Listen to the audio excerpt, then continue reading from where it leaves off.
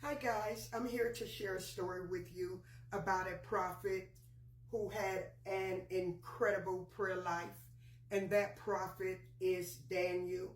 I want to share this story with you from Daniel chapter 9 verse 3 and 14. Daniel and his countrymen were in exile away from their homeland, and it was 70 years of captivity.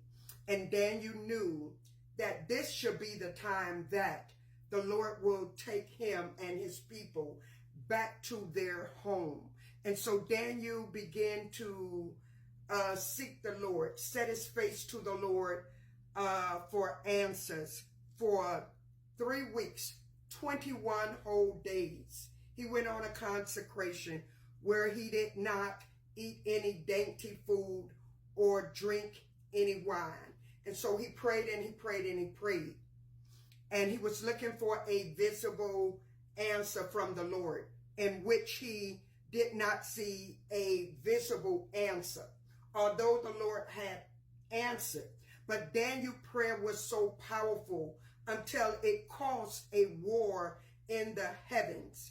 And that war was with the prince of Persia, holding up the visible manifestation.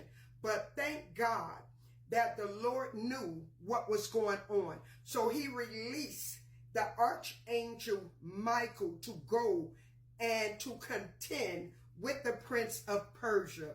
In the meanwhile, Michael releases an angel to go and speak to Daniel to let him know that the minute he set his face to praying, that the Lord had answered him. But it was some delay. But I want to tell you right now, delay does not mean denied. Daniel believed God for the answer, so much so until it caused a war to be had. But Daniel stood his ground in prayer, so much so till God had to send an angel. Daniel wanted his people to be released from bondage. See, that's a prophet who prayed and not played. If Daniel was living today, you wouldn't see Daniel caught up in battles about who is the real prophet, who have more people following them, who is the richest, who is the most famous. None of that. Daniel spent time in prayer before the Lord till the Lord had to send angelic help, supernatural help.